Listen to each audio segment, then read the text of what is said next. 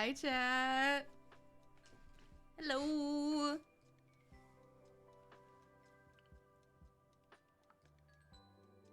Oh my goodness. Oh, I needed to stretch for a sec. Hello. Hello.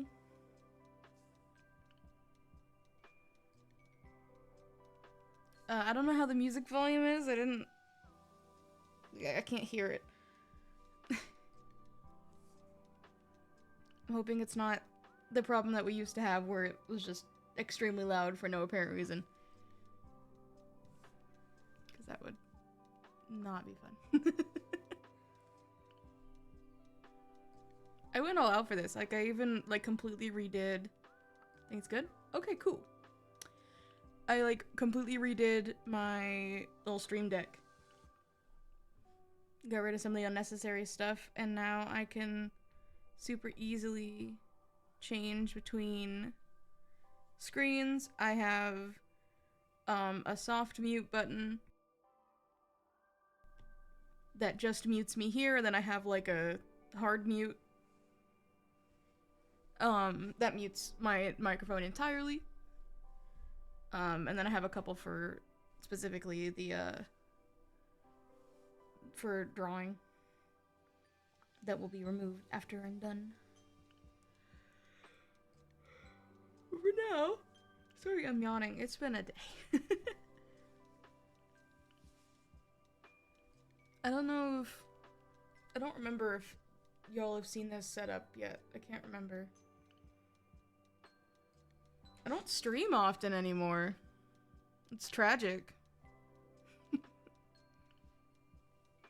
I love this background so much. We got Les Poissons Steve.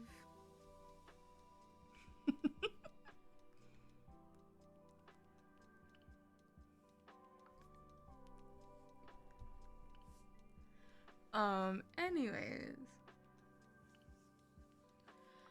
Whew, like I said, it's been a day. I'm tired. I'm trying not to be tired, but I am.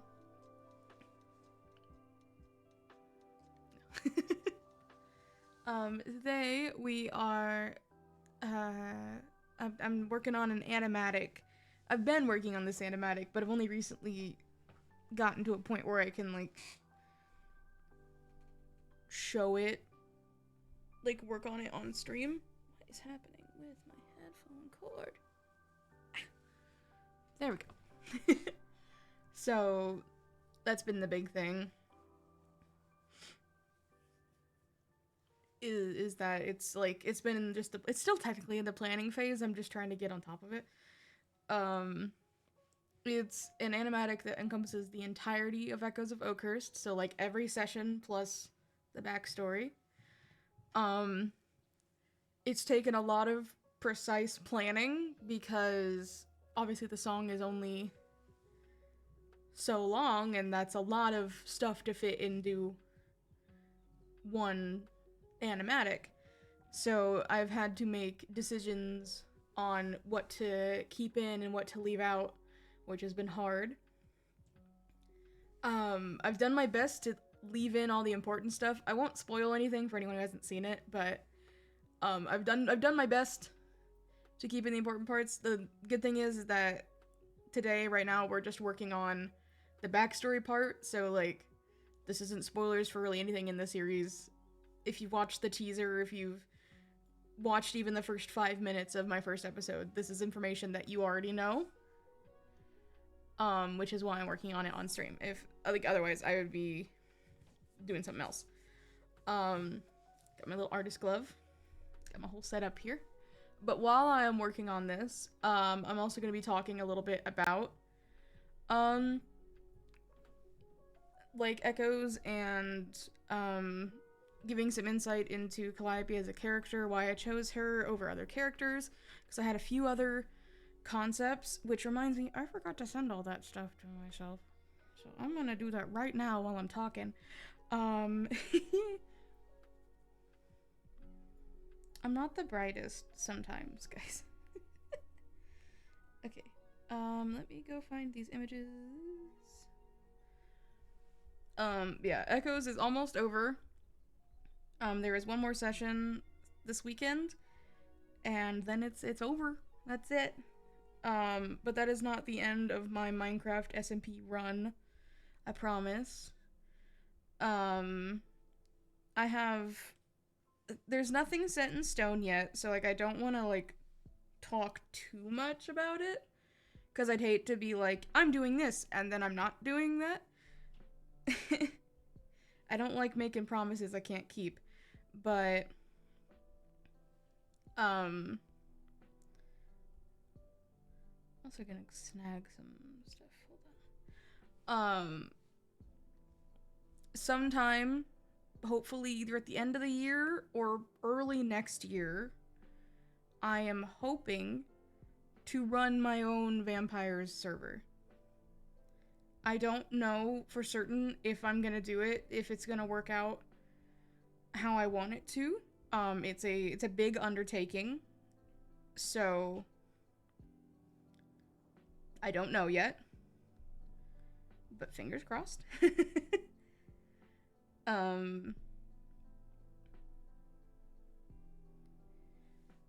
It would be super fun. The very basic premise I've come up with a more than a basic premise, but the very basic premise that you guys need to know, because I need to gauge interests as well, is that it is a modern one. Like, it's modern in that it's like in this century, but it's not like it's 2026 in the server. It's gonna be like late 2000s, early 2010s.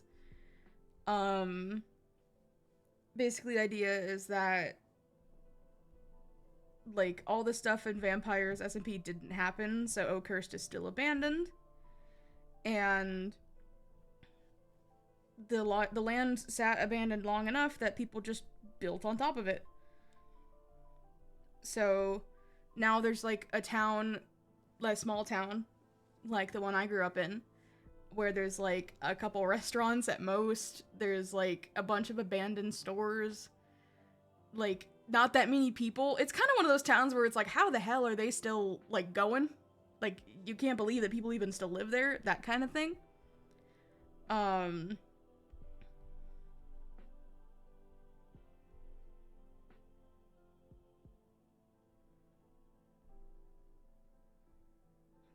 have...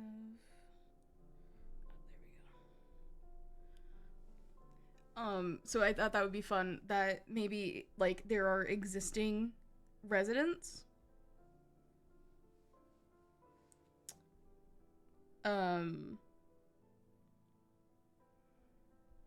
Like, that's kind of what I was thinking. Sorry, I am still looking for the concept stuff. I'm just making sure I have everything that I need so that I can show it all. I think I do. I'm pretty sure I do. Okie dokie. Let's go ahead and send this to myself.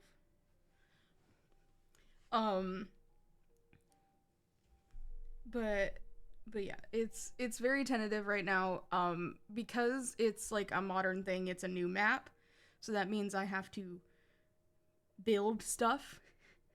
I have to, like, if you watched any of the vampire series, like either the one I'm in or like the original, you remember the beacons, the tomes. I have to figure all that out for myself. I have ideas for that, but it's gonna take like the actual map being built to kind of, like, I need to see what I'm working with before I can start placing things where they go. But so that's the hardest part, is just I don't know how to do any of this yet. So I'm thinking that because of that, I'm going to run a kind of short-term semi-lore based server, like sometime in the next couple of months, just to see if I can even handle like managing people like that. Because if that turns out to be a disaster, then I'll know I can't handle like something so serious. So, like a test run, yeah. So now I have to figure out what I want to do for that. Hold on, let me go ahead and download all of these images. So I can show them.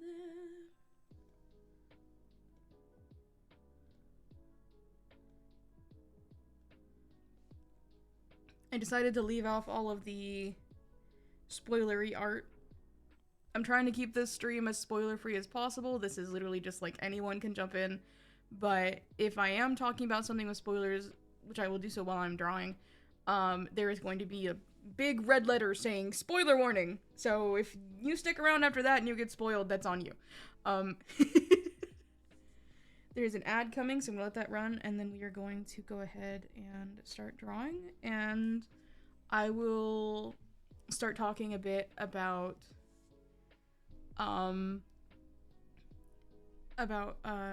Calliope and why I chose her as a character, and start showing some of the concepts that I came up with before I went with Calliope as a character, because I had a few different ones in mind.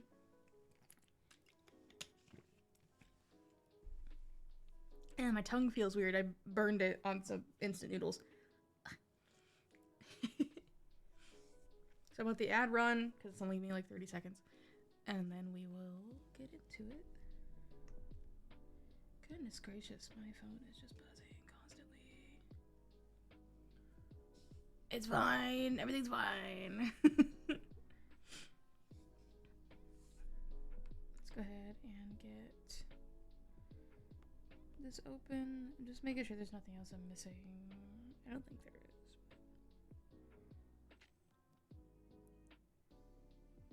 I might have missed that one. That's fine. I don't need that one. Hello! Hello, hello!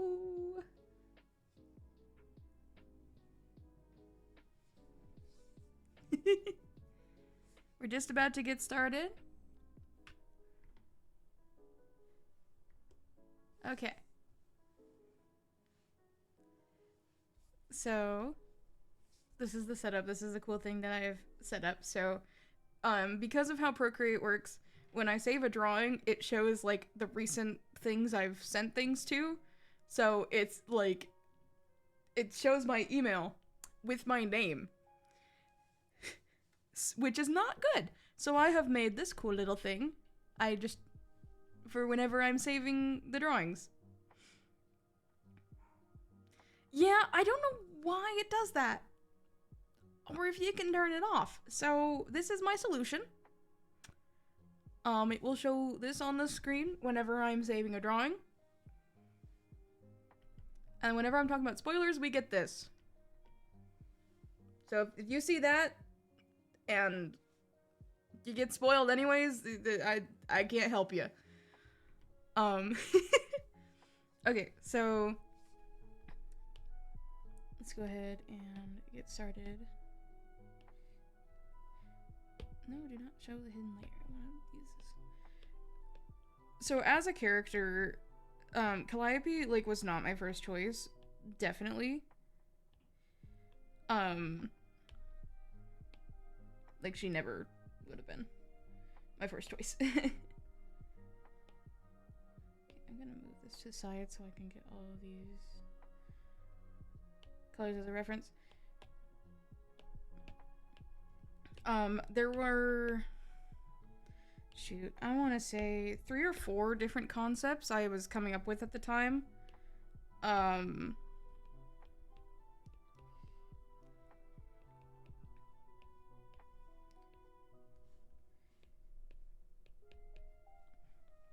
And like I came up with them, like, I want to say, like, it was around when I was editing the Vampire's Light episodes. So it's been a little while ago now. It's been a long while ago, really.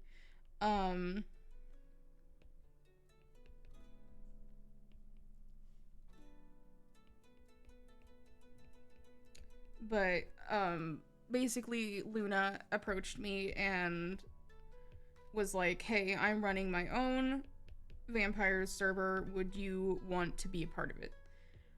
And I was like, hell yeah, absolutely, I want to do this. Because if you've seen Vampire's Light, you'll know I am not entirely happy with how that ended for me. Um, so this was my chance to have a second chance. Have a character who didn't die violently.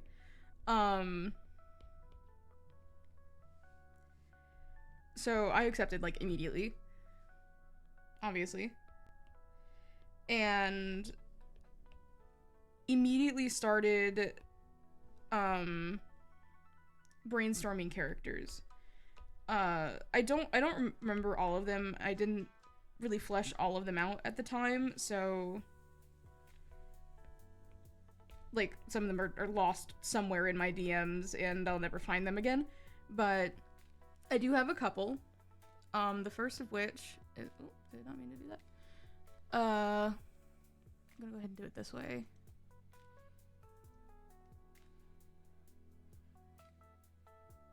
The first concept I had come up with was this dude. I used Picrew to come up with these concepts. So this is Lucky. He has one of those ironic names.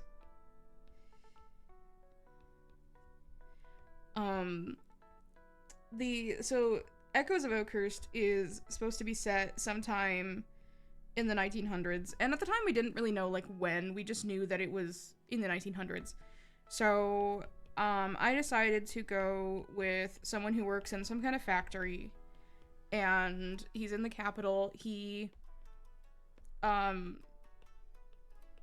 like he's not treated super well there, and he got his name because he's accident prone. So his name is not Lucky. I don't remember the name I actually gave him. It's been too long, but this was a concept I come up with, where a guy who's had an ironic name, and he comes to Oakhurst because he figures that he has a better opportunity there than in the capital. And in the end, it actually came down to him and Calliope. I ended up drawing concept art for both of them. I drew, that's freaking massive, hold on.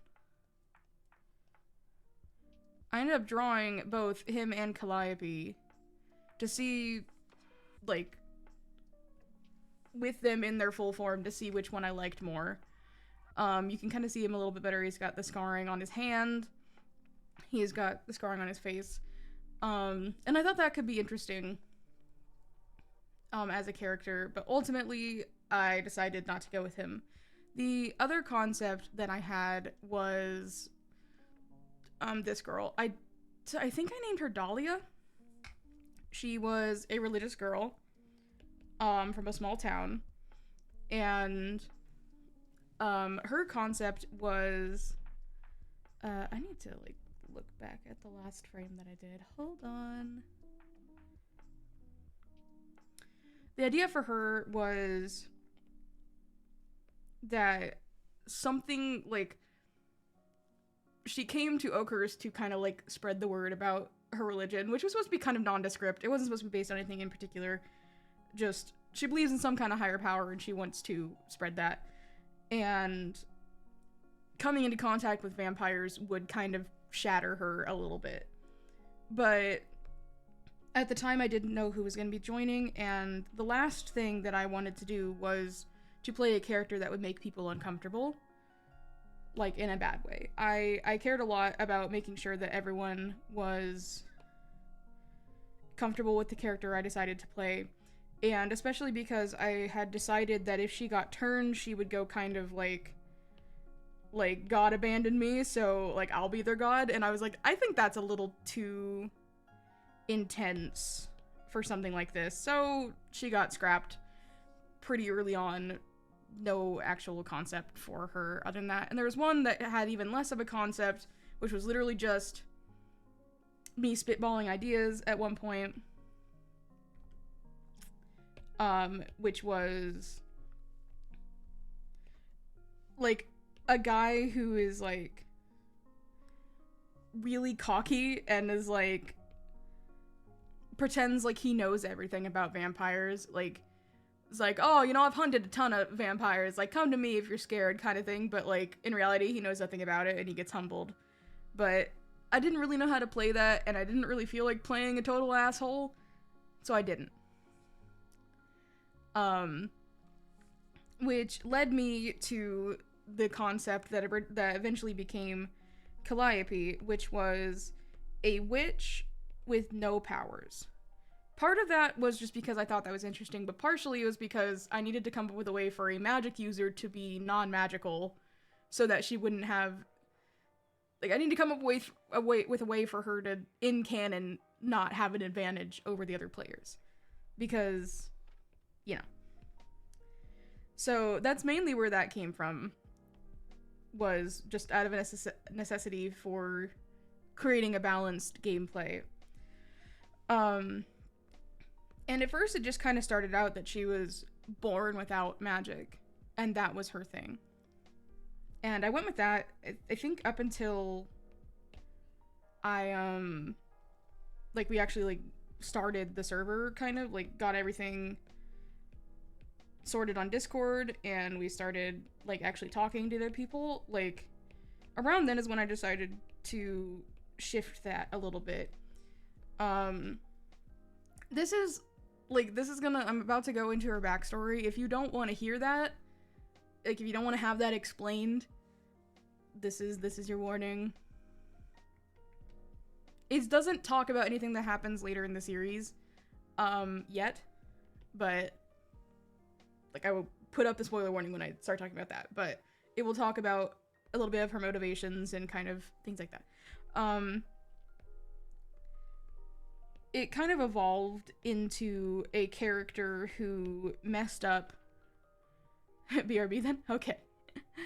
Who decided to mess with magic that she didn't understand, and it ended up badly for her. And, like, at first the concept was that that's how she lost her magic, but then I decided that her parents would be the one to get rid of it. And that was the end of it. Like, there was no ulterior motive at first. There was no, like, hidden characteristics. It was literally just someone who got a little too overzealous and messed up. But then, I want to say after session 1, I was just kind of thinking about her and the kind of person I wanted her to be, because there's not a whole lot of personality in Calliope in the first episode. Like, she doesn't showcase a whole lot of personality, and so it turned into then that she is... This is a little hard to talk about. She is a representative of the person I used to be in the past. She is supposed to be... She's very self-centered. She is selfish and tends to do things only for her own gain. If it doesn't benefit her, she doesn't do it. And that's why she was messing with the magic. And putting up spoiler warning now, talking about things that are spoken about in later episodes. Calliope's motivation for messing with the magic was that she had heard about what happened in Oakhurst, and despite her parents' warnings to leave it alone because it's not their business and they can't do anything about it, she's like, I can fix it. I can fix all of this. I can get rid of the curse. I can fix it. I'm better. And so she does this spell that's supposed to get rid of the spirits that surround Oakhurst and keep it how it is. And something goes wrong. It's kind of unclear what exactly, if she just messes up the spell, if the circle got smudged, or she didn't do it right, or whatever. Whenever she does that spell, she takes on some of the spirits. Not all of them, and not in full, like just fragments of them, but it's enough. And that's why we see what we see in the beginning animatic, with her parents having to, like, literally hold her down to get rid of it. The thing about Calliope is that she is an unreliable narrator, and she has routinely lied about how her parents reacted to it and what led up to that. That's the big thing. I wouldn't call her a, like, compulsive liar by any means, but she definitely does tend to lie when it benefits her, which was another trait I'm not proud of.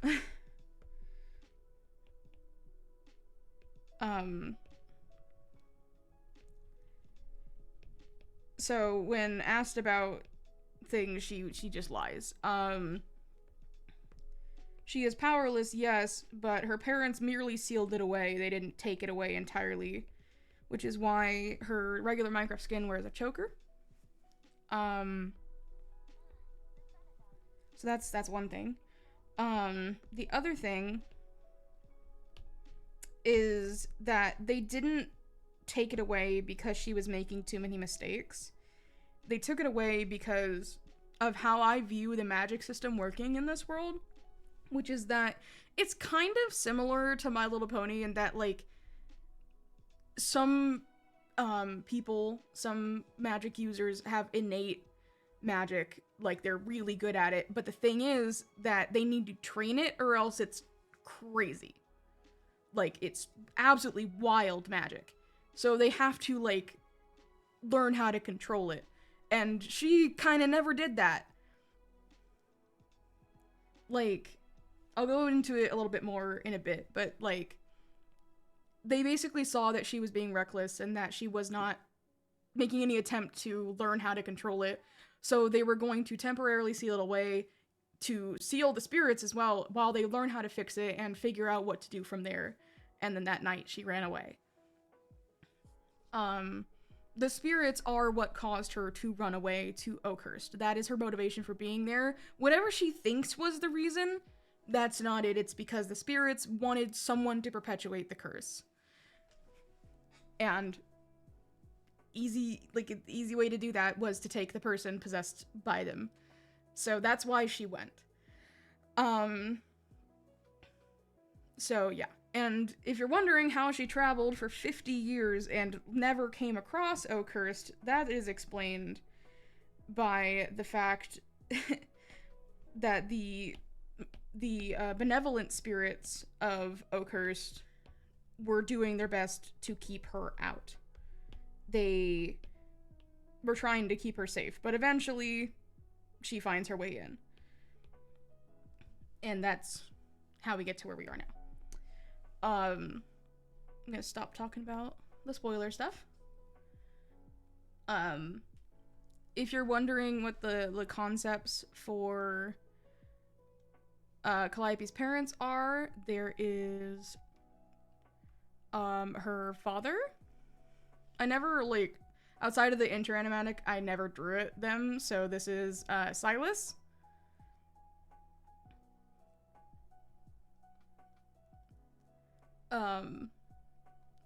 And then there is, one moment, Andromeda, who is her mother. Another thing you see talked about a lot is Celine, who is featured here. We're going to put her up on the screen. This is, like, never going to be explained in series, so I'm going to talk about it here. Celine is one of Calliope's ancestors. She is, if you'll give me a moment, I have her family tree right over here. So it goes Celine, Estrella, Ivy, Ash, Silas, and then Calliope. So Celine is a somewhat distant ancestor, but distant in terms of years, not in terms of generations, because the witches live for a long time, so they tend to have kids later in life, and there's a longer gap in between children. So that's the big thing. But yeah, Celine was, like Calliope, somewhat reckless, and focused a lot on doing multiple types of magic. The way I imagined how the witches work is that sorry,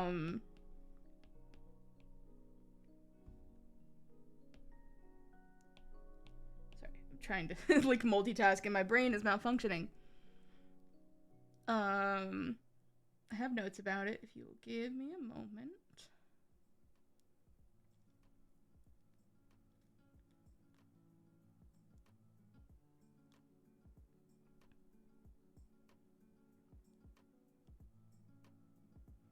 So yeah, they tend to learn one or two types of spells, because the more that they try and do, the more unstable magic can become. So like, think of like throwing a bunch of ingredients into a pot. Like, eventually the pot's gonna overflow. Like, it's best to focus the magic on one or two things, but Celine was known for being one of the few who was able to more or less keep a handle on it despite knowing so many different types. Which is why Calliope idolizes her. The thing is that Celine is the only one who can do that. Calliope is just arrogant. Which is, it's a little funny.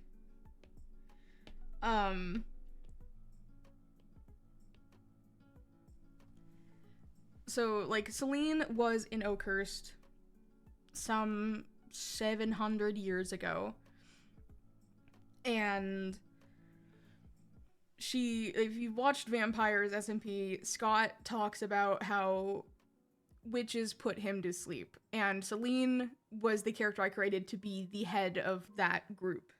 The other one who was there is Rowan, who I don't think I have a picture of him yet. I know I want to draw him at some point, but I don't think I have yet.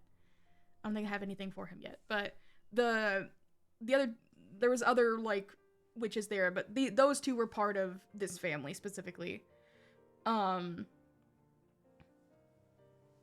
They were both there, and they were the ones who put Scott to sleep, and they left briefly, but then came back to monitor, and something happened, and now Celine and Rowan are both dead. And now we're here. But yeah, Celine was known for being pretty powerful, but she was also like not well regarded in her family because she was so reckless with her magic, and she almost hurt people a lot because she didn't have full control over it like she claimed to. So it was kind of, she wasn't idolized, and that's why Calliope talks about how her family doesn't seem to like her very much, because they don't. They certainly don't want Calliope idolizing her because of that. They don't want her to turn out the same way. Calliope does anyways, though. Some other information about kind of the idea I had behind witches is that despite their humanoid appearance, they are distinctly not humans. They just aren't. They look human, but they are not human. And they didn't always look human. It was kind of one of those things where it's like, they've been around for long enough, and they were always freaking the humans out, and when they wanted to work with them, it just became easier to take on a form that was more like the humans because it made it easier to work with them. And then over time, it just evolved to be, that's how they look. Which means that some witches, like, I believe Rowan was one I had decided, look much more inhuman. It's kind of just a genetics thing now. There's mutations. All of them have some level of mutation. Calliope, hers is that it's never really shown in the SMP, but if I ever do any like canon art, she is very, very tall, and obviously like the markings and the big ears.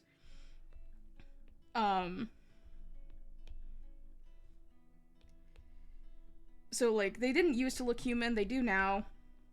And Calliope's specific views that, that humans are, like, lesser is not a common one. At least it's never been intentional. Like, they definitely do kind of do that sometimes. Like, they talk about historical events and they're like, oh yeah, I forgot your kind doesn't live that long. Like, I forgot you wouldn't have been there. They don't really do it intentionally. Calliope is one of the few who does, because she just doesn't really care for humans all that much. There's other races in the world. There's elves, orcs, fairies, all that. Witches are at most indifferent. They may have beef with, like, specific individuals, but, like, as a whole, there's no real,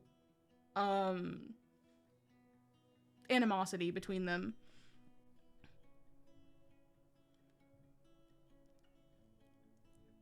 Let's see. Some of this is based off of stuff that Stormy had asked me, which is good, because it actually caused me to, like, think about stuff a lot. Looks kind of weird, but it's fine. It'll be fast.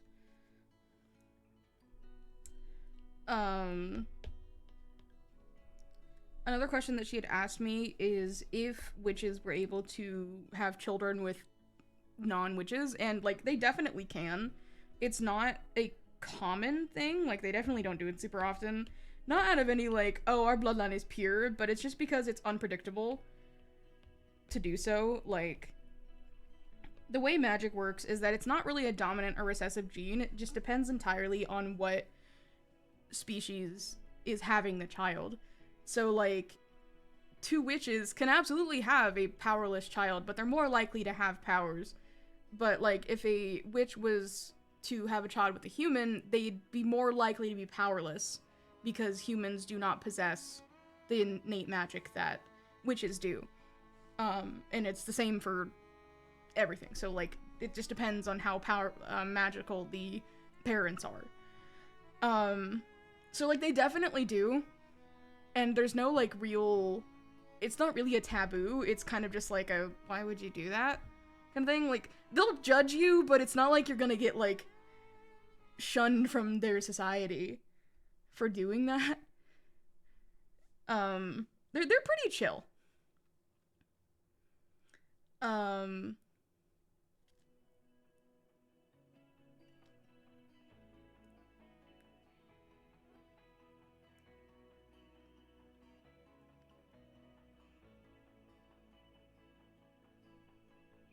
Okay, I think that's everything I wrote down there. But yeah, Calliope is an interesting character to me, and I'm kind of glad I went with her. I don't know if I would go with this specific design now if I were designing her right now. What in the world? That was really weird. It didn't save. Super weird.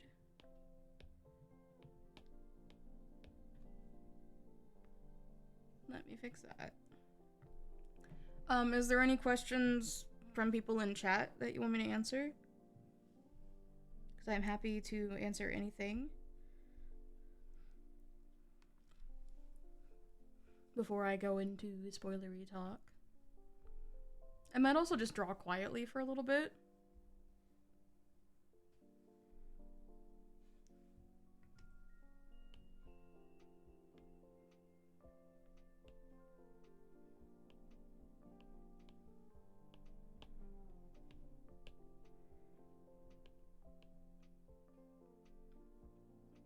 But if you guys have questions, I am happy to answer them.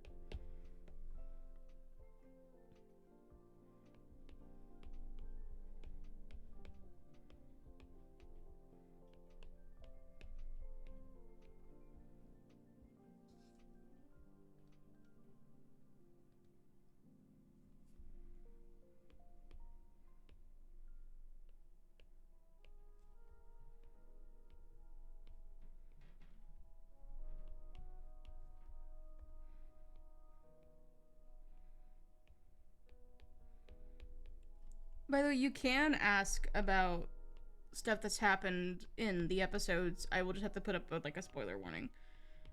But you can totally ask about that if you're interested in finding out motivations behind certain things.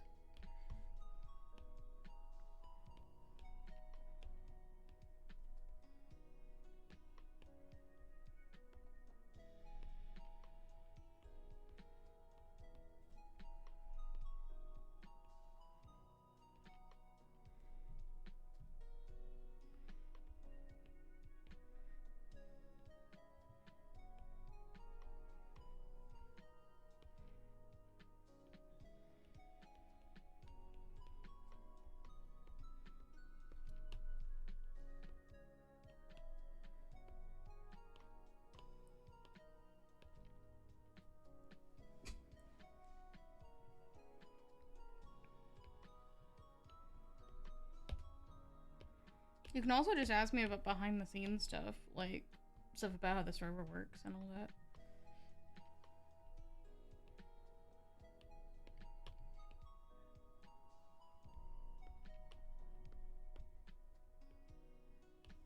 If you want.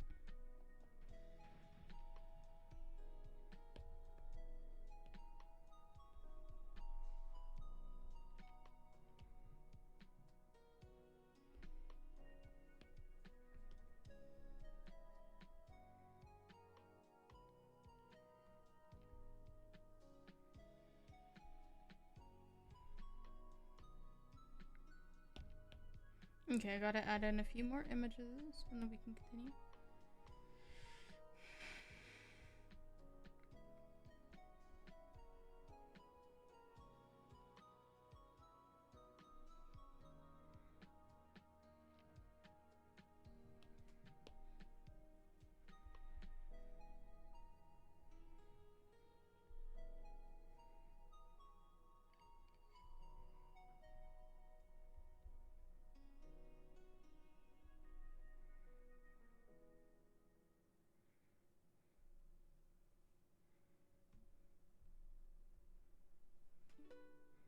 You tell me that there is nothing that y'all want to know? Not a single thing? You just parked? So fair. Absolutely do not message Twitch chat while you're driving.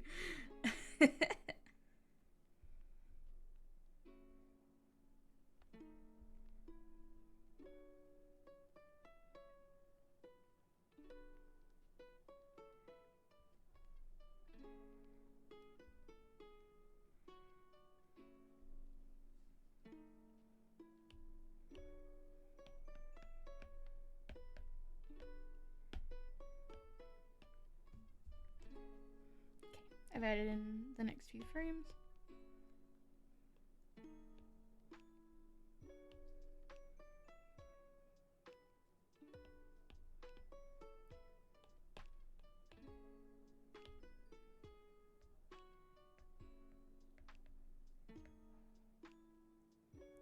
Initial thoughts and it's gonna be love interests about your character's major flaws. So that was actually something that we were given a space to do in the server, which was fun. It was kind of something we also got to do with Vampire's Light, but it was not so hard planned. Dystopian lover type. So yeah, it was kind of like we want to try and make this happen. And for those who haven't seen it, I won't tell you if it does or not. But we decided, me and Ace and Otter, that we wanted to have our characters, like, maybe not fall in love per se, but definitely have some type of relationship. Even if it didn't end up being romantic. Like, we wanted to try and gravitate towards each other.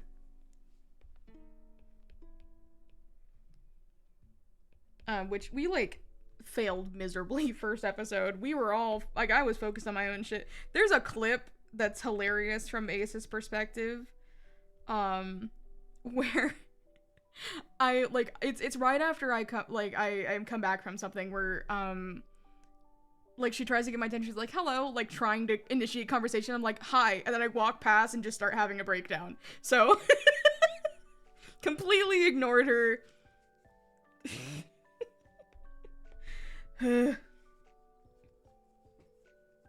Listen, I never claimed to be all that smart.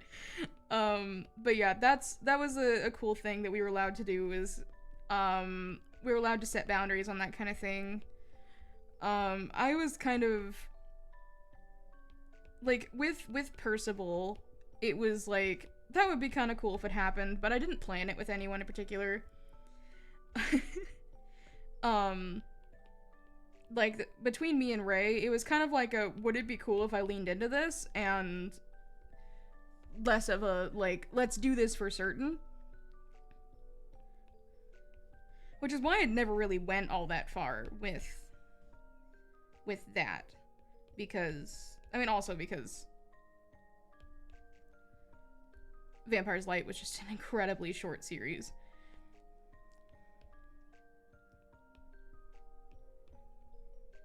But yeah, Calliope had the idea was that she would gravitate towards Ace and Otter's character Vale. And like I don't know, I think I like how things have turned out to be vague. I like how things have ended. It's not how I planned it by any means, but I'm not unhappy with how things have gone. I'll say that.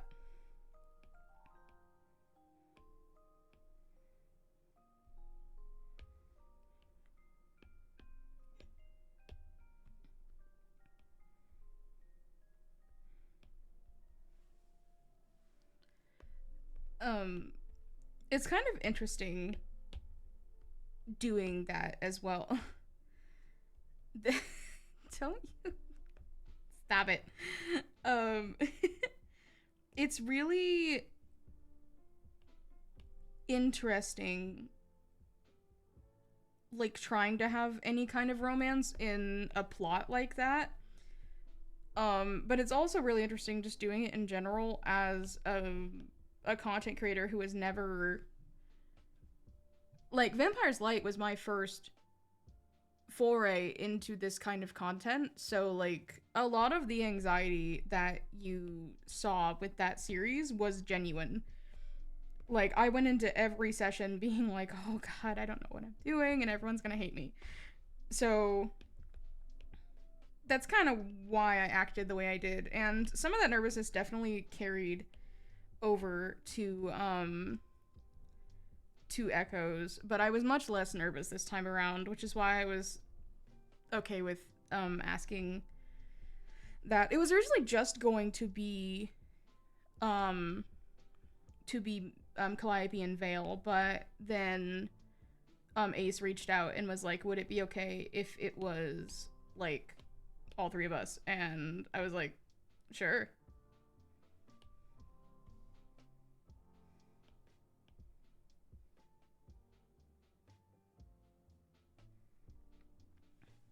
You know, let's go for it.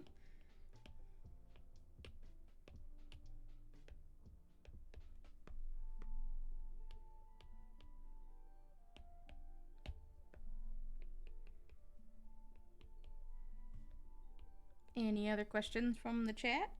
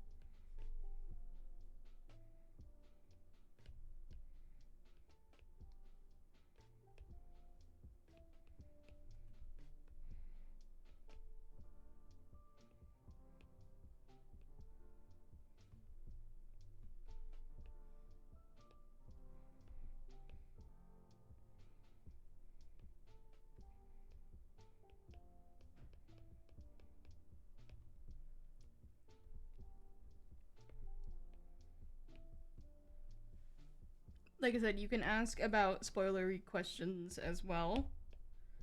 Um,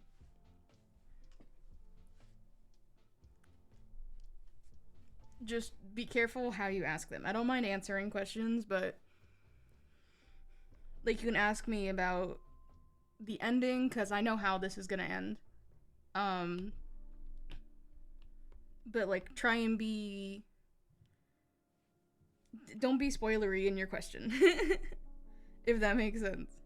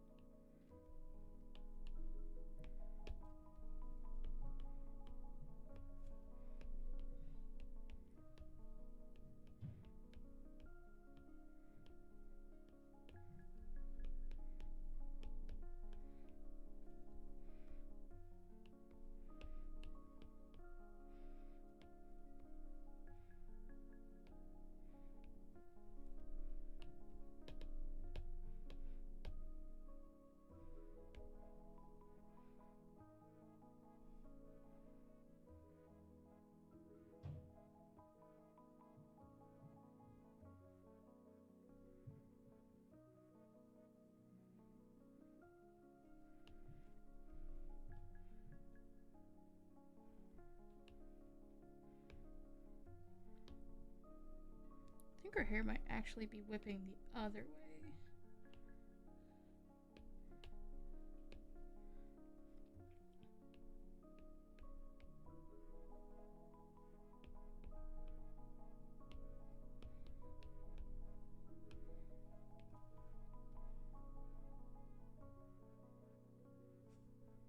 I don't know. Let's just go with it. It's fine.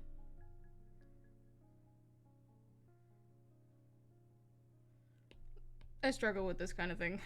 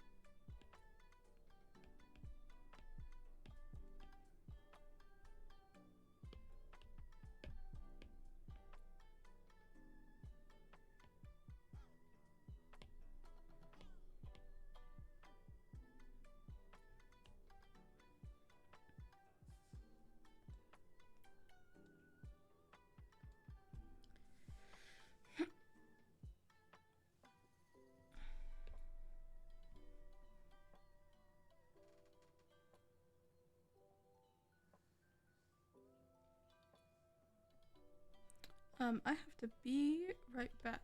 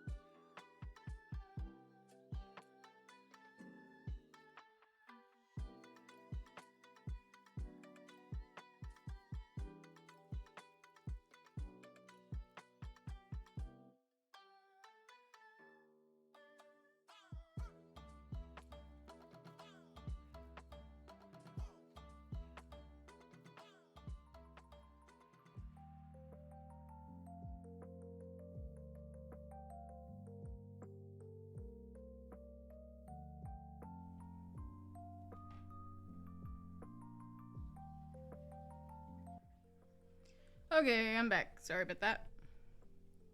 So sorry. I had to take care of something. Also, I've re-enabled channel points. I realized that they were still off, and I am sorry. That was not intentional. Caught it.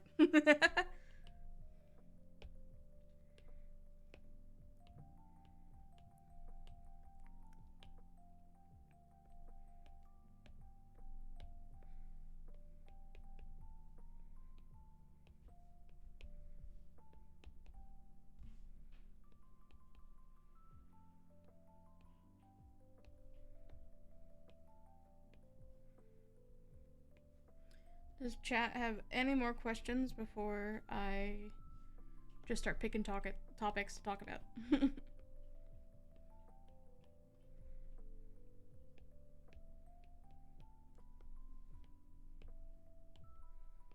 It can be world building questions. It can be questions about the characters.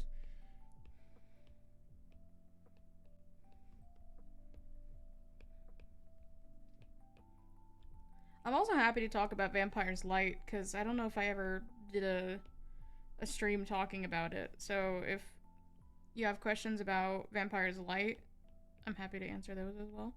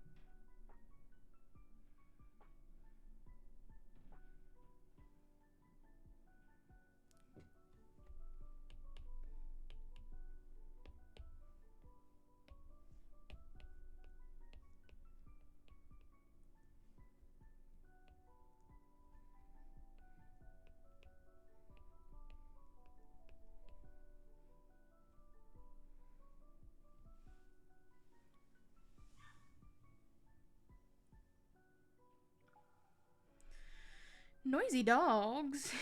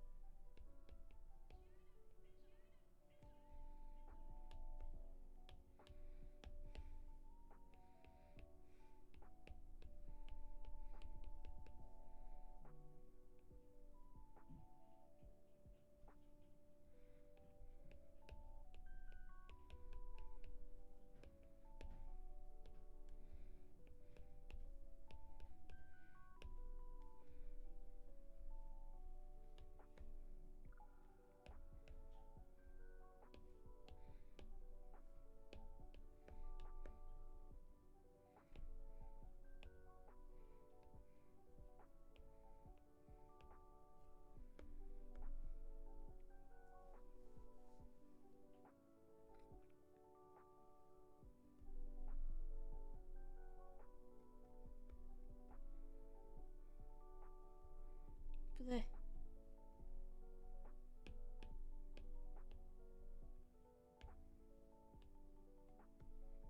There we go.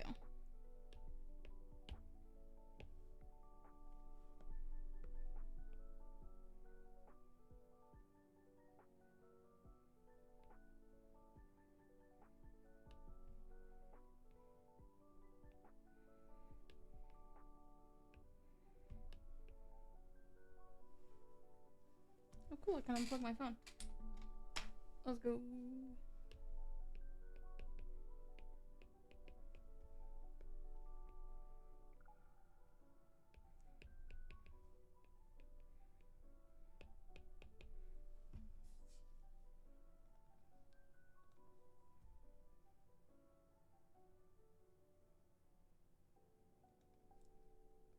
In case anyone was curious, this is what the first design of Calliope looked like. I largely kept her features the same. I just, like, most of them was just tweaking them because it was easier to draw them that way. I knew I wanted Echoes to be more art-based.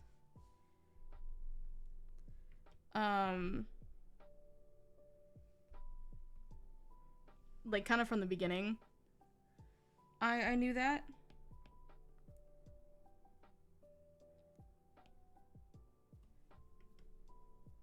Because I enjoyed, doing that a lot for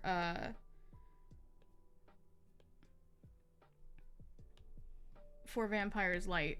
So it was something that I really wanted to get into. And after making the intro animatic for episode 1, it kind of just became like, I think it would be cool to like have a little mini animatic for every episode. And by God, I did it. Every episode has a little mini animatic at the beginning of it.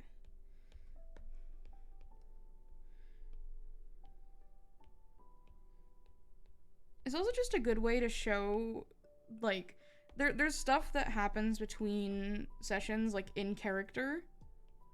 And it's just a good way to, like, showcase some of the stuff that has happened.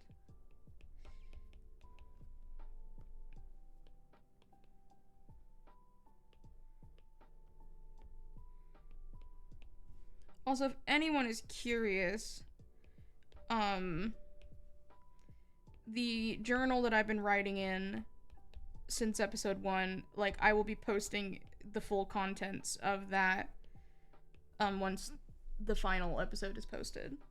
So for anyone who is curious about what's in there, because I kind of, like, skip past it, you will get a chance to see everything that's in there.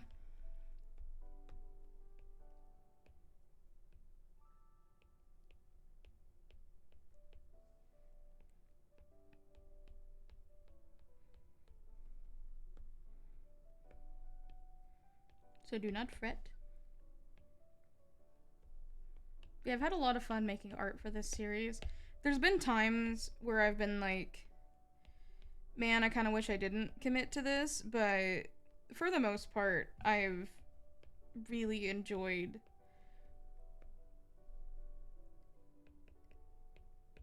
I've just enjoyed being a part of this series a lot. Like, Luna has been incredible. I know that we have not made things easy on them, and I appreciate all the work that they have done. Yeah, go to stretch. Oh, there goes my spine.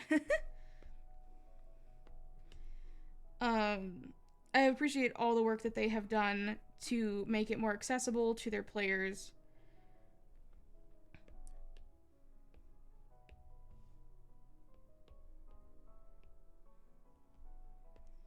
Because they definitely didn't have to do that.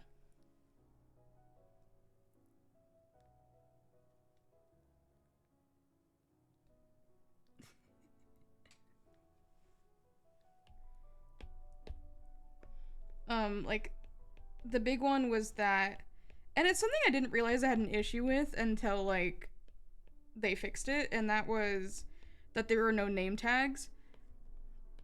I think they removed them for immersion purposes. But Luna, with the help of Sky, the person who does all the code,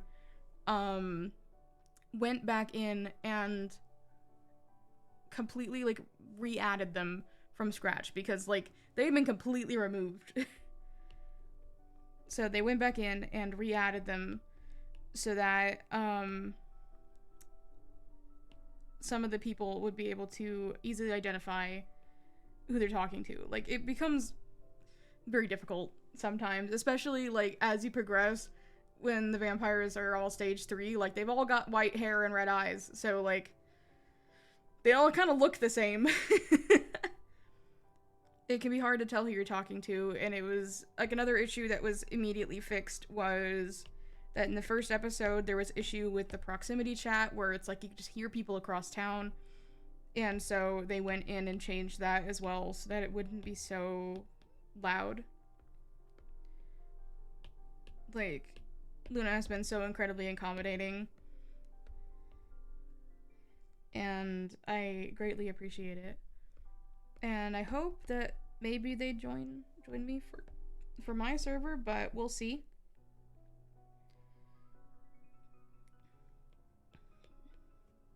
Gonna ask again, does chat have any questions about Calliope that they would like answered?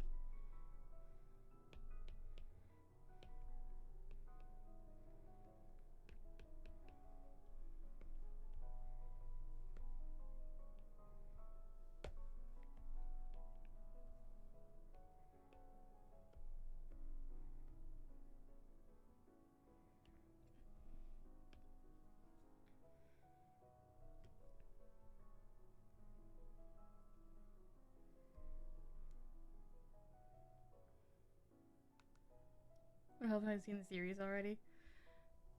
Fair. You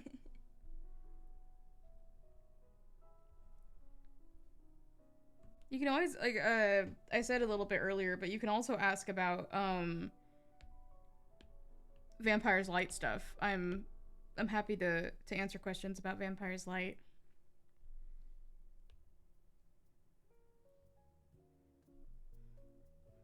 If you had any questions about the behind the scenes of that.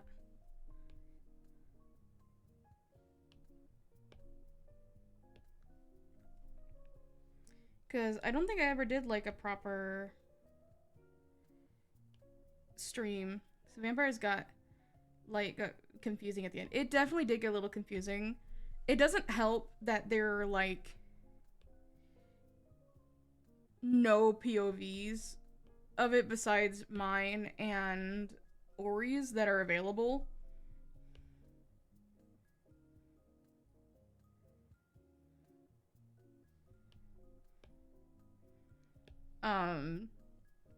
Because, like, either people weren't recording or, like, in Luna's case, they forgot to save the VODs. It was also just, like, by virtue of, it just being a short series.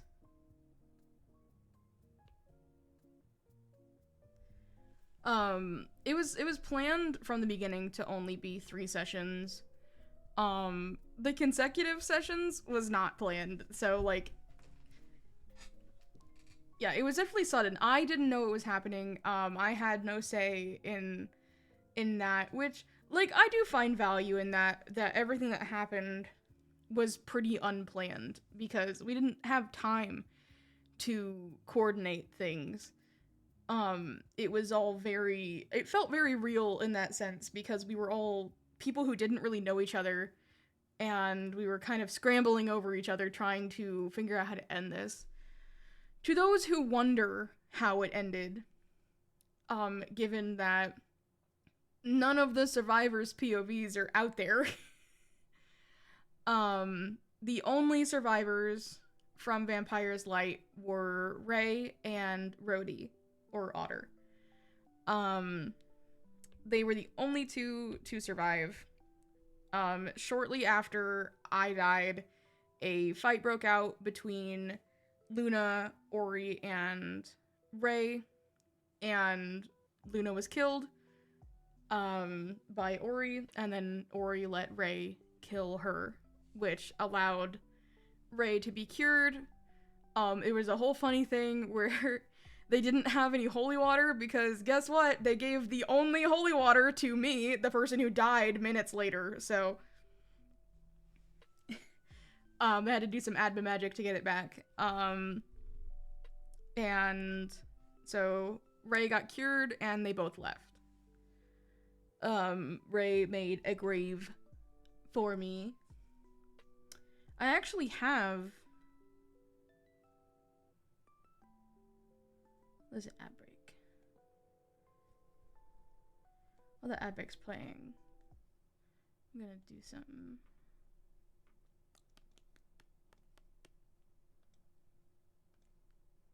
If you will just give me a moment to find something.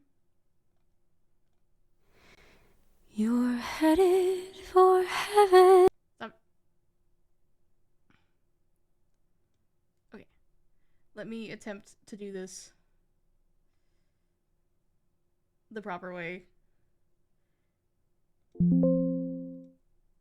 Sorry for blasting your eardrums out. It does that every time, and I always forget.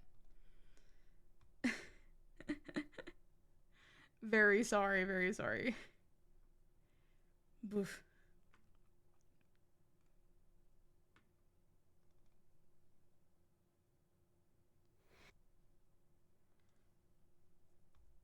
Put this over here.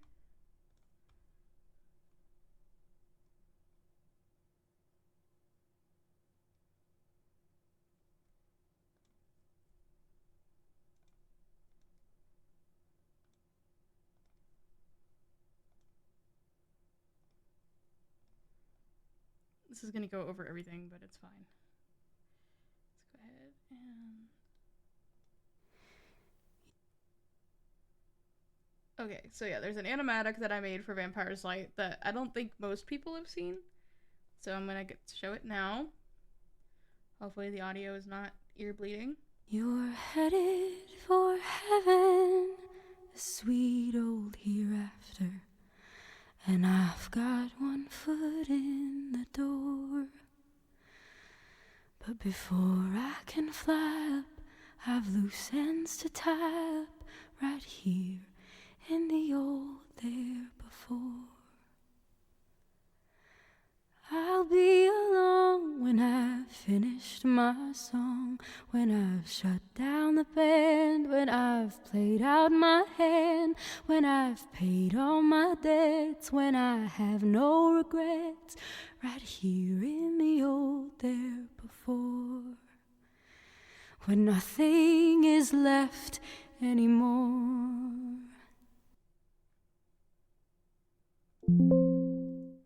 So that is the animatic that I made for Vampire's Light. It was made in just like a few days. It was basically just to show kind of Rei's perspective. I'm still proud of it. I think it's cool. And it's the reason why I'm making one now for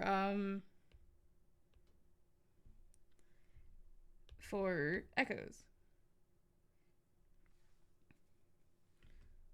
Because now this is what everything that we just did looks like.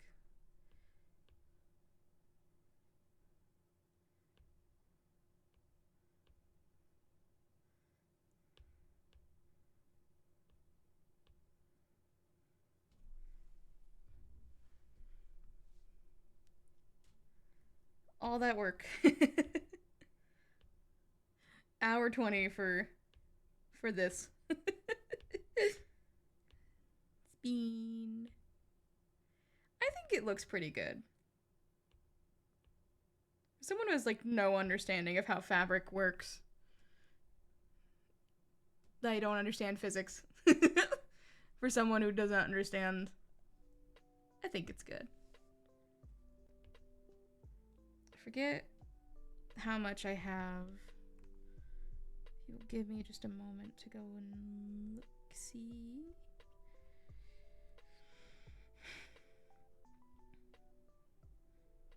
After this, we have 1, 2, Okay, we have 13 more that we can do on this stream. Yeah, are there any more specific questions about Calliope or Percival? Percival is admittedly less fleshed out. Purely by virtue of just not having as much time to develop him, and him being more closely based on me also influenced that a little bit. Because it felt like I didn't need to flesh him out.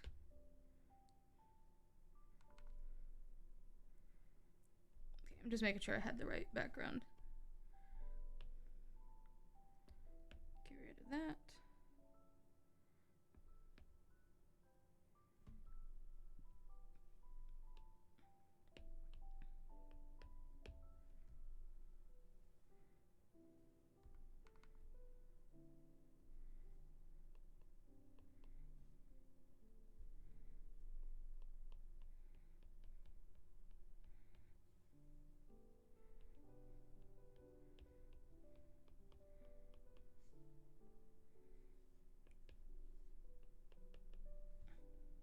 Yippee for the worst perspective you've ever seen.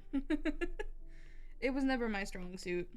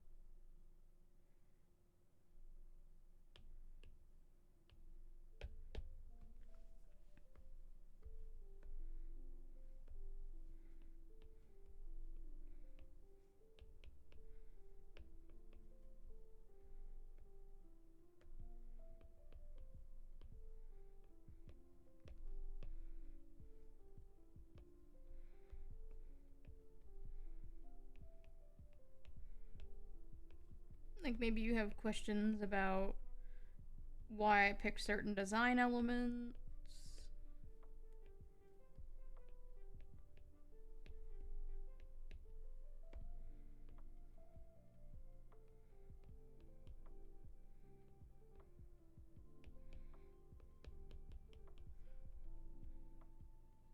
Because even for Percival, there was a method to the madness with his design.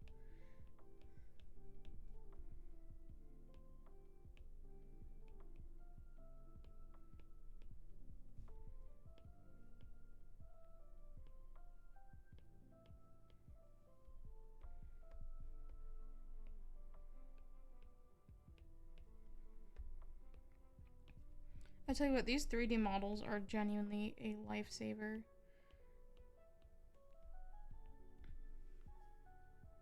Speak of the designs, you want me to go through why I designed them the way I did? Okay, cool. I don't know if I have Percival's art anywhere saved here. I'm gonna scroll back while I'm thinking of it to go take a little look-see, because I might.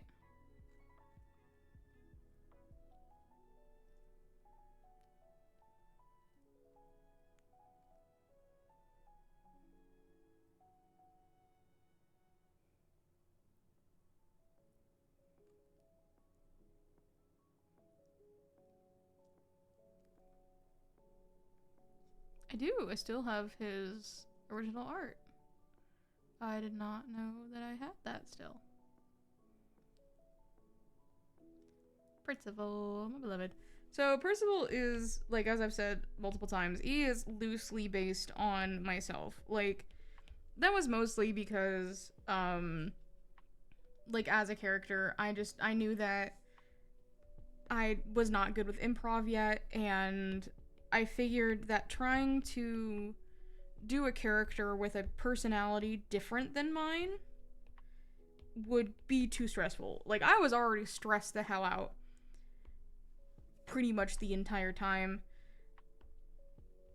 because I would literally wake up sick. I was, like, so stressed out about being in Vampire's Light.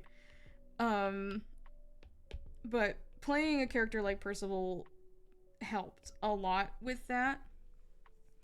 His design, like, my hair obviously is not curly because I don't take care of it.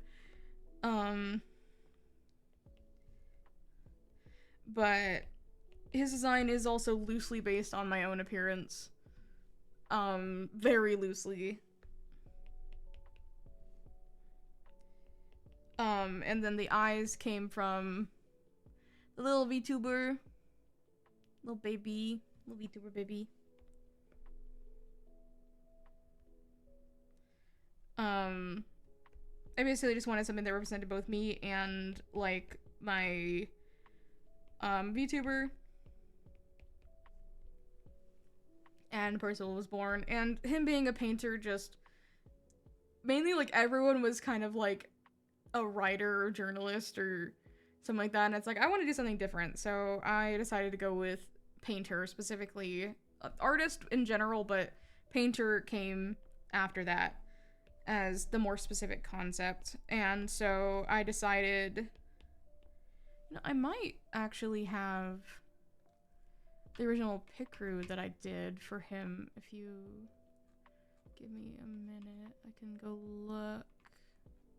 I may not, so, like, I'm not gonna guarantee that I totally have that, but I'm gonna check.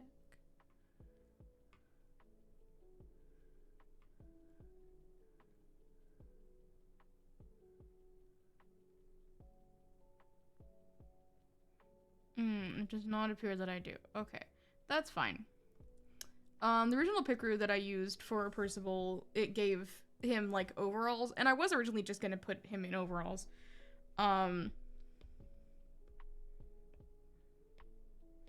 But I decided to give him an apron, and then I put paint splatters on it.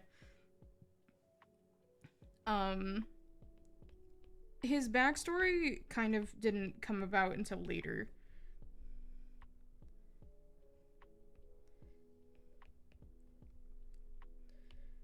But yeah, design-wise, there wasn't a huge amount of, like, I wouldn't say there wasn't thought put into it, but it wasn't like I had to really think about it too much because I was just kind of designing a character that I would like to see.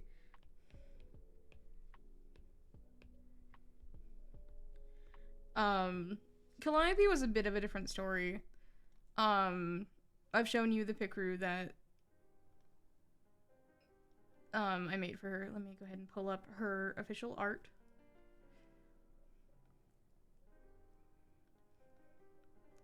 There's Calliope.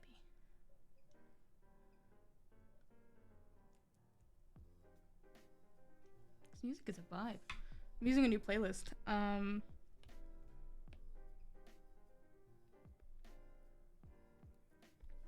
So Calliope's design was mainly just the pick crew. I just kind of refined it a little bit. I decided to give her, like, a front lace corset. Her younger design came after, and it was based on this design. So, like, the longer sleeves and the skirt underneath. I made a decision early on to make her barefoot, mainly because I couldn't figure out shoes that fit the design. Despite my best efforts. Like, I really did try and give her shoes, but they just didn't work, and so I decided, like, no shoes. It's a witch thing. She wants to be close to the earth or whatever. But kind of, like, it was, like, the colors were not really chosen for any particular reason. It was mainly just picking colors that looked nice and going from there. But I knew, like, early on that I wanted her to look older, and I'm just not good at drawing that, but, like, in canon, she looks older. Like, you can't really see it because it's not zoomed in, but you get her literally same. I am also, like, always going. My grandpa thinks I'm so weird for it. I walk out into the street barefoot.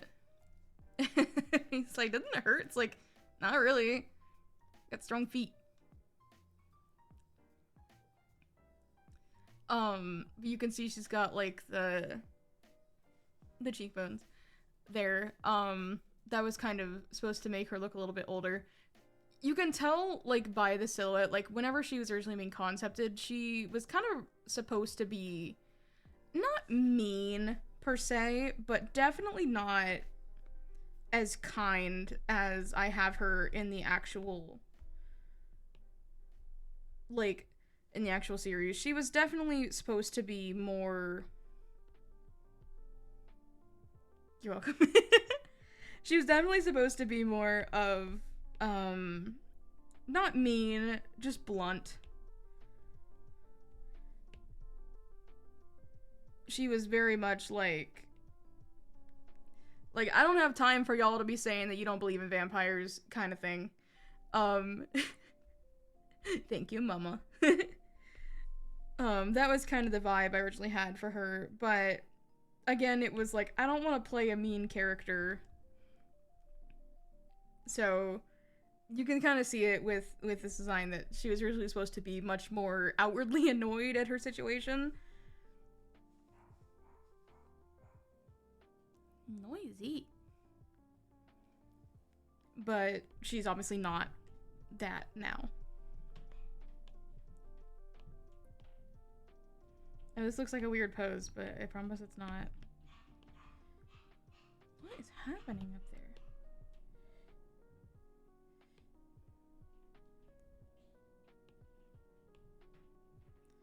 She's like skidding around the corner. You know, like, she like slid and she's like mid pose and then she takes off. It's just a hard pose to draw. Because not like I can, like, I try sometimes to use myself as a reference, but for someone like Calliope, unfortunately my fat ass is not doing any of that. The pigtails were an early design choice that I kind of had to stick with once the announcement was posted, and like as soon as it was posted I was like, man, I actually kind of really hate her design. I don't hate it, like hate it, but I wish I had gone with something else. You'll see that like in later art that I did of her, if you'll give me a moment, I tend to make it not as sparse. Here's something that I made after the first episode. You can see that, like, I make them more full, and on the actual Minecraft skin, they're a lot longer. But you can see that, like, in general...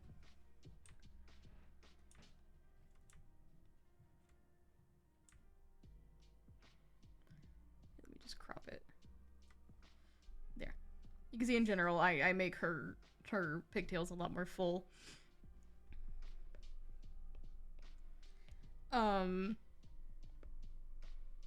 It was mainly because I was just copying the original Picru and I regretted it. I did eventually, I don't have it saved on my computer, I don't think. I do know where I could grab it from though, hold on. If it's not been too close, oh my goodness gracious.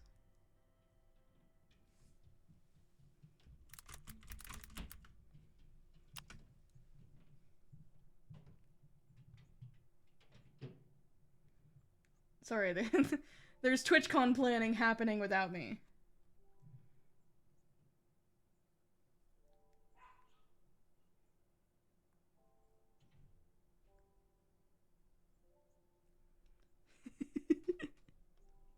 Nothing I need to be a part of by any means, but yeah. Okay, let me go find it because I know I posted it in here. Yes, here we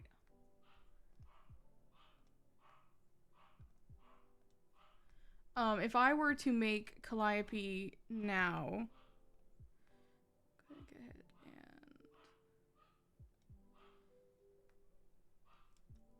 large image.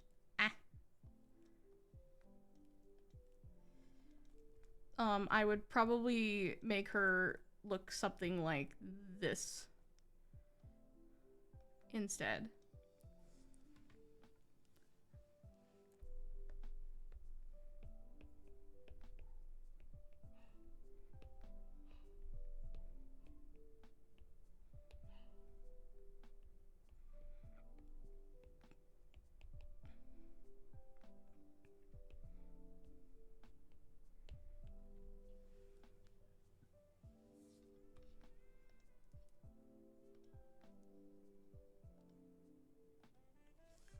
Um, it's not to say that I don't like her design now, because I really do genuinely like the design I've gone with, and like I'm not gonna show any of the spoilery art, but I'm happy with like how her design has developed throughout the series. Um, Throughout the events of the series, it's made things a lot better.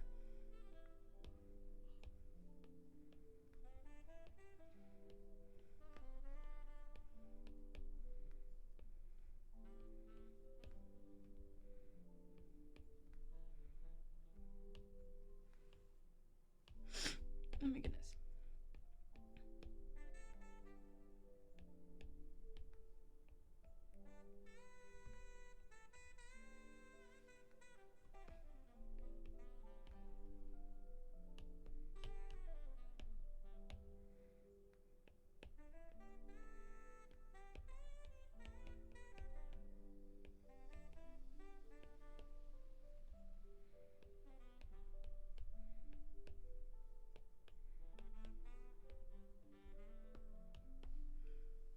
But yeah, that's probably the design I'd go with if I had designed her more recently. But again, I'm not unhappy with how she looks now.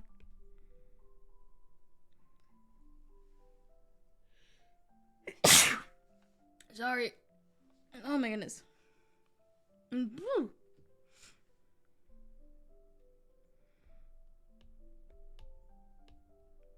really do like her current design. I am attached to it.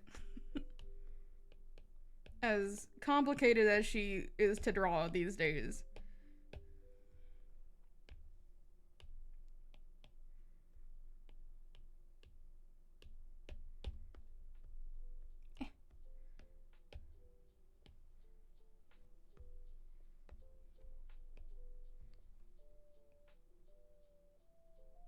Please acknowledge. Bless you. I remembered.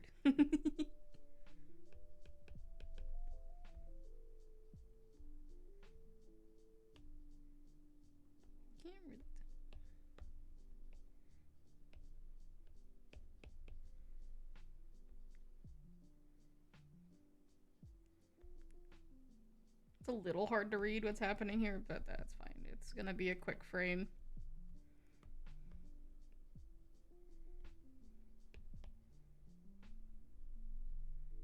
I'm just gonna cover that up and then go back and redo it, because it's annoying me.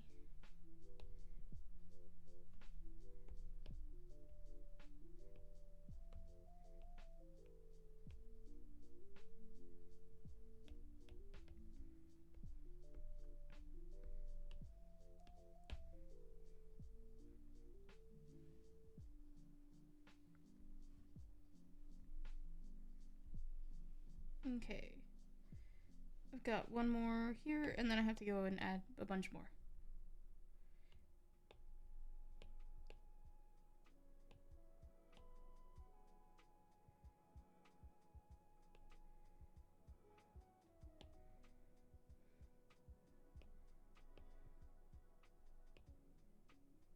There we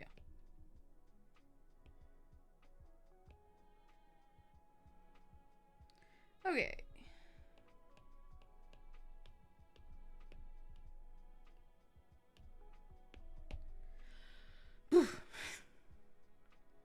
Seeing if I have any other images I haven't shown yet. I think the only one I haven't shown is this art that I made. I felt like this encompassed her personality better.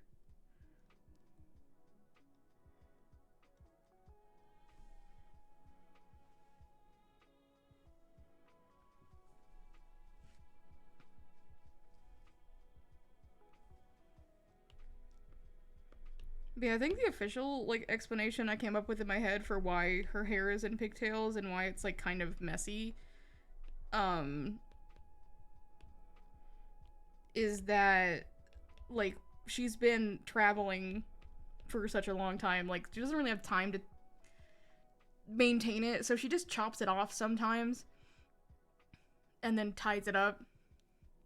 And like at the length it was at, it wasn't long enough to like tie it back in a ponytail, so she just tied it in pigtails instead. Which, like, so fair. Why is puppy dog barking so loud upstairs? Noisy, noisy dog. I don't know if you guys can hear him yapping up there. He's so annoying.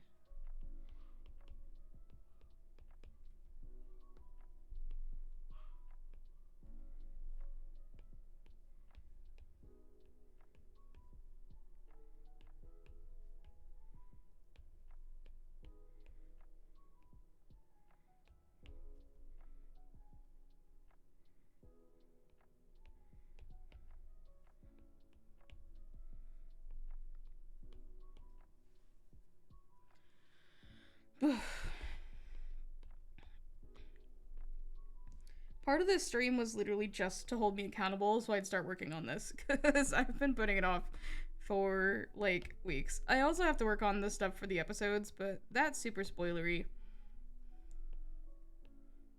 All I'm saying is there's a reason why I didn't stream episode 7. I wanted everyone to be surprised about what went on. It was kind of a hard decision, because it's such an important one, but I'm fine with my choice ultimately. I think it was a good decision to not stream it.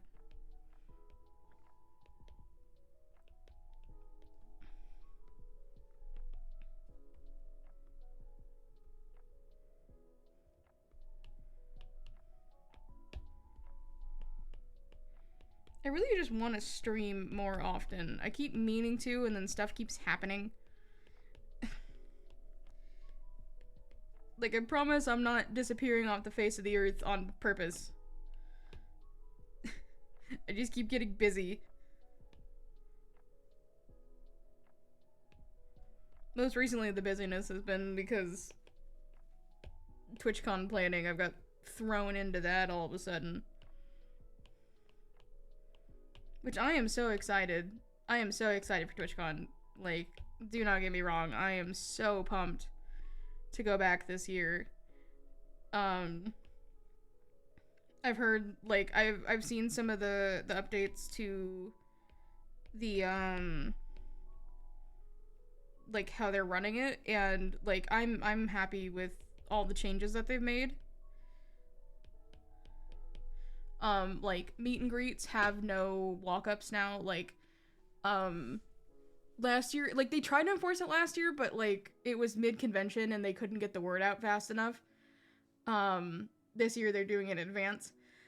There are no walk-ups and no +1s. The only situation where you can take someone with you is if they have their own, like, if they're also in that meet and greet, or if you are disabled and they are listed as your person to assist you. So I like that they're doing that. I know some people are going to be like upset about that, but I mean, after what happened last year, they need to be way more vigilant. They said that they're changing how it's laid out and streamlining it. Like, part of the reason why they're not doing walk-ups as well is just because it got so horrifically crowded.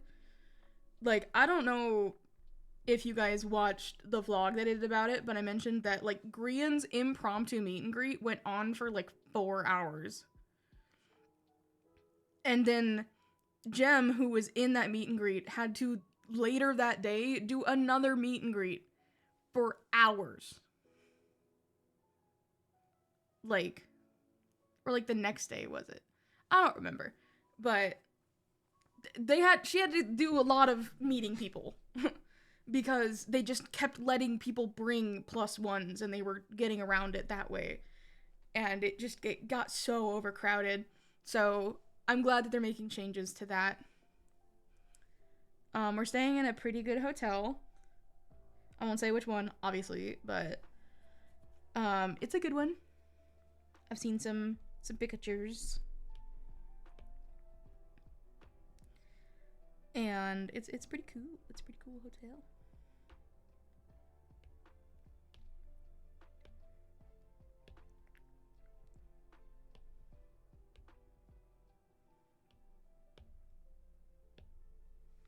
But yeah, I'm excited.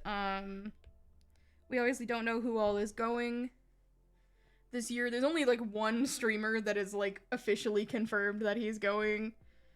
And it is someone I want to meet this year. I already met him last year, but I didn't get a picture with him because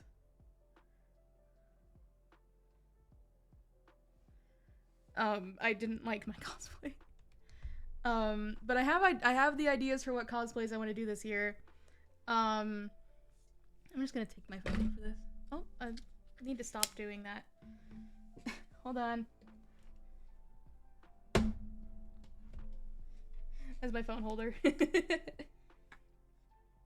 Let me go get to the images. Un momento.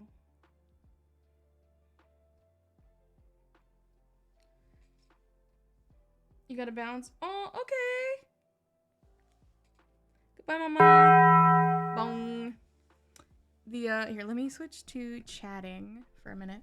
So the first one I want to cosplay is Bong for the road. Is this guy. His name's Avery. He is from a video called Searching for a World That Doesn't Exist. Genuine cinema. It's so good. For being a Minecraft video, like, it's so good. So I wanted to cosplay him. He's gonna be a new one. I'm cosplaying Owen from Vampires, if it'll focus on it. There you go. I'm either doing that version of him or I'm doing his... God, it hurts to hold up my arm like this. Or I'm doing his, focus. Whatever, I'm doing his stage 3 skin. And then the last one, this is tentative. I don't know yet. Owen is also tentative, but if False is going again, I'm cosplaying as... Come on, focus. As False. I would love to meet her cosplaying as her. Okay, I'm going to...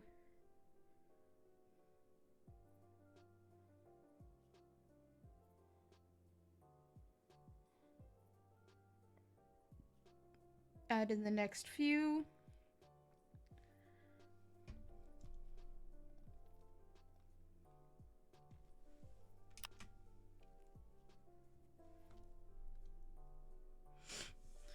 Oh my goodness. Made good progress today. So far. I mean, it's not that many drawings, but we're making good progress.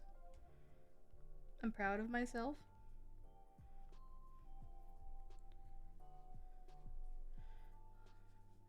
My wrist is starting to cramp. It is a flare-up day. So I am... Ooh. It's been a little rough today.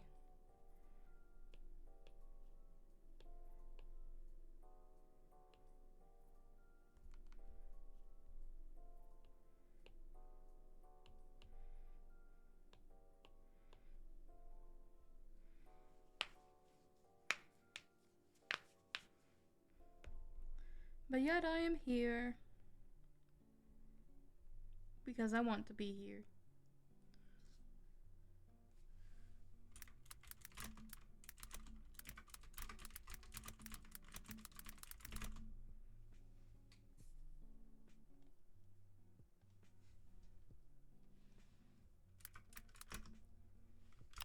I think after these, I'm probably gonna end.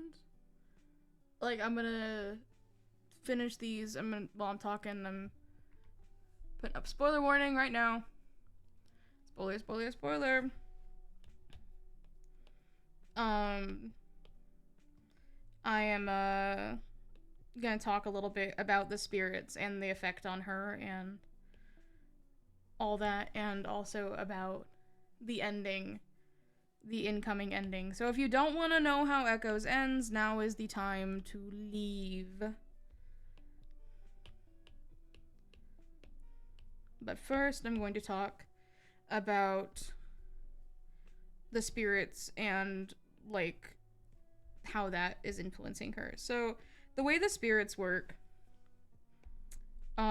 is that, like, it's not possession in the literal sense for the most part. Like, they do have a level of control over her and her actions, but it's more like it kind of just removes her ability to ignore the intrusive thoughts for the most part. That's why she, like, just hoards food and then eats it. Like, all of a sudden, like, she's been really good about conserving food, and then she just, like, eats all of her food out of nowhere. She's not actually hungry. She's just, like, she can't control herself anymore. Basically, the goal of the spirits and, like, with her was to make her, lose control entirely, to perpetuate the curse, over Oakhurst.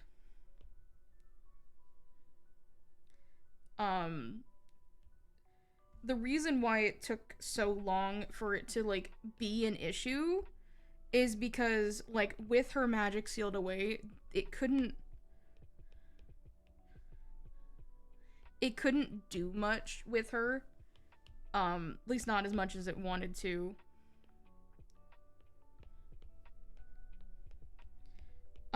But as soon as she got to Oakhurst, it's like, it's not like the seal was broken. She still couldn't use her magic, but the proximity to the actual spirits that are possessing her is what caused her to lose her mind and the events of the series to transpire.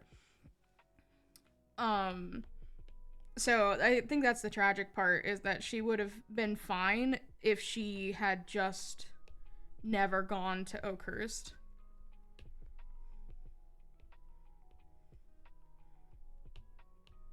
That's the tragic part.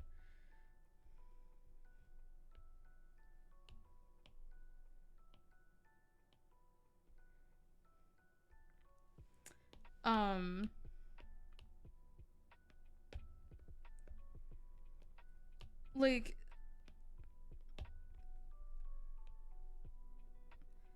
I think it's in the end of episode 6 that, like, Calliope discusses her wishes, in that she's talking about how she wants to be killed, because the only way for Ace to leave is for her to die. She was already considering that as an option. Like, even before they knew that that's how that worked, she was already like, this is what has to happen. Because she didn't want to hurt anybody else. So here's the big spoiler. Spoiler! To those who haven't inferred this, or weren't there for the live stream for episode 6, Calliope dies. She's dead. By the end of the series. I will not tell you whether that has happened yet or not. But that is her ending. And it was not originally what I had planned for her. Like, even a little bit. I wanted her to have a happy ending originally, but some things fell through, and Ace reached out to me and was talking about how she wanted to be turned but couldn't really get a hold of anybody to do it. And the deal was that if she couldn't find somebody to do it, then I would. And, like, she didn't really want me to do that, but I went with it anyways.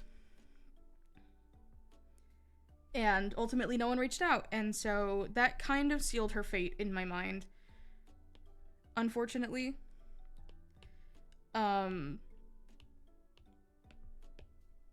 So I started, like, brainstorming on how to make it a happy ending, even if not in the traditional sense. So the reason why I do view this as a happy ending for Calliope is that, like I discussed before, she is a selfish person. She has only ever done things that are self-serving. So by doing this, she is effectively being selfless for the first time, literally ever. That's why it's important. It's kind of like, I talked a little bit about how Calliope is me, or at least is who I used to be. And the reason why I brought that up is because it's a part of myself that I have struggled with for a very long time. Like, I'm not gonna say that I'm a perfect person now, but I'm definitely a lot better than I used to be. But that part of me genuinely does, like, haunt me, because I hurt people in the past. And so Calliope as a character was a way to kind of put that to rest. And I think having this be her ending is perfect for that.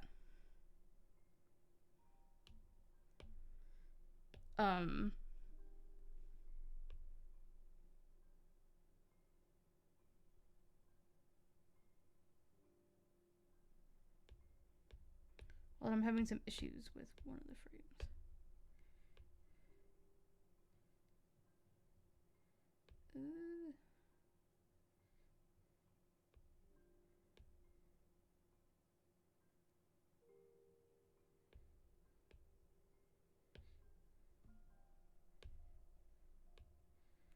Un momento, por favor.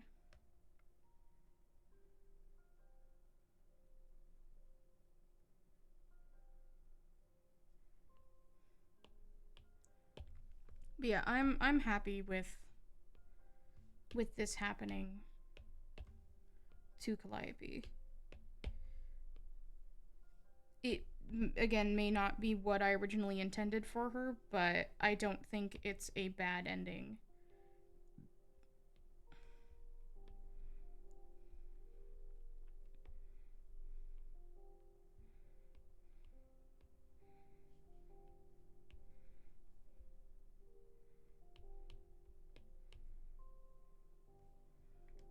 Okay, I am done talking about spoilers.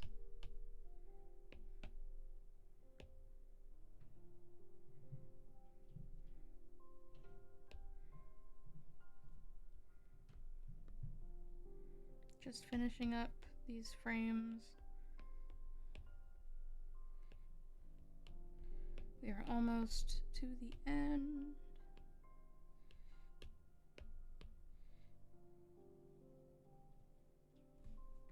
You can't see this.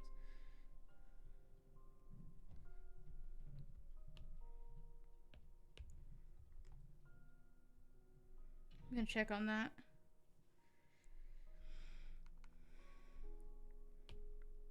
And see if that one looks better.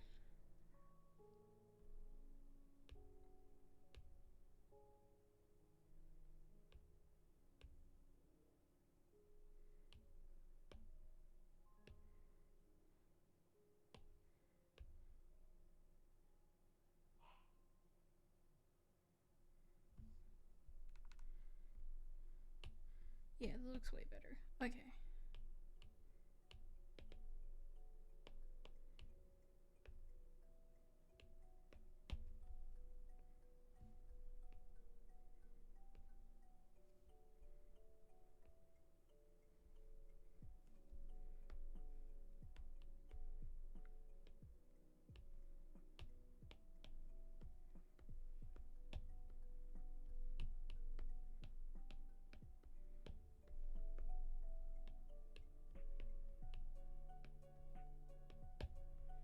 Guys, I'm hungry.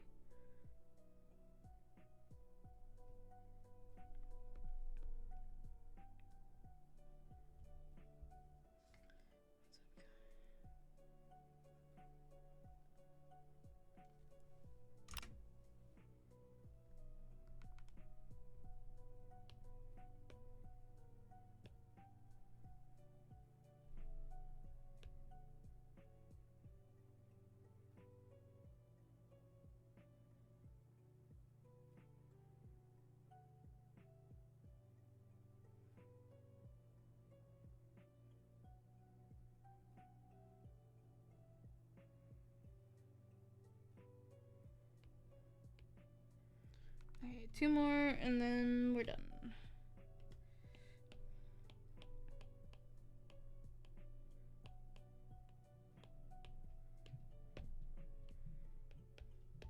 Then I am ending stream.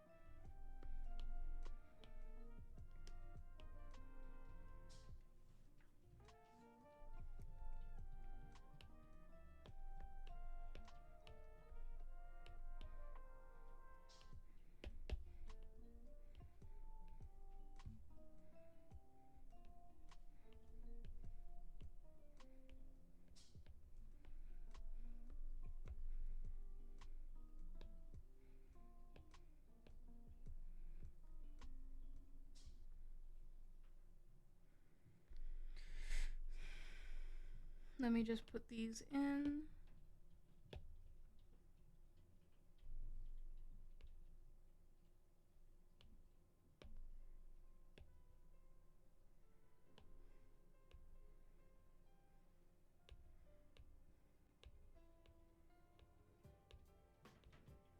Okay.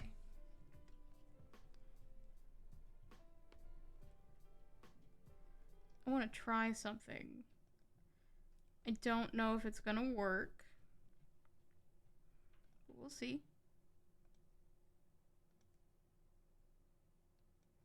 I'm gonna show you more or less what this is gonna look like. So I'm gonna turn up the music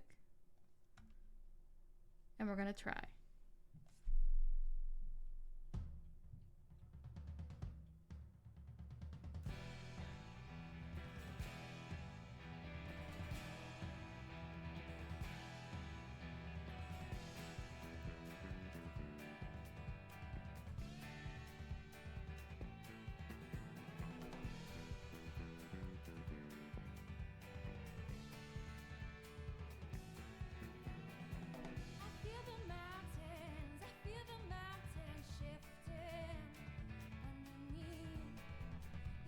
So that's what we got so far. It's not much. We got 35 seconds more or less done. So that's what we got so far.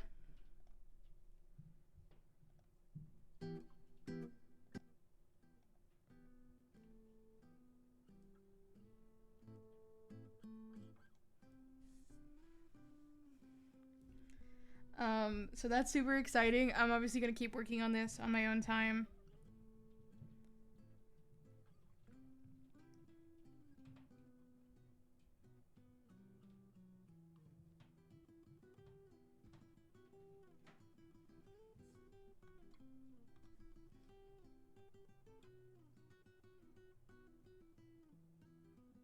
Is this your idol? Oh my god, it is.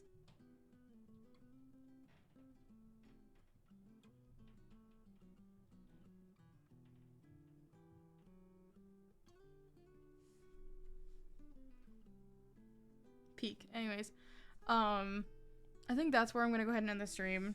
I don't want to injure my wrist.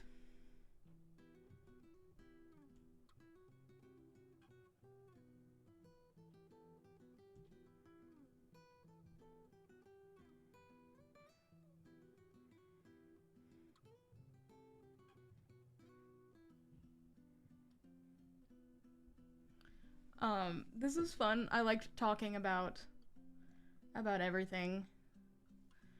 I have a Discord server, which Moobot put in the chat a little bit ago. If you are interested in asking more questions about it there, just feel free to reach out. I am happy to answer any questions you may have. I will not be streaming session 8. And the finale will be releasing next Friday. So keep an eye out for that.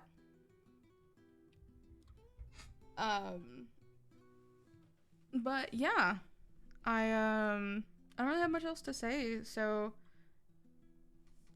I hope you guys are having a good day, night, evening, morning, afternoon, whatever time it is for you, and this is Tempest signing off.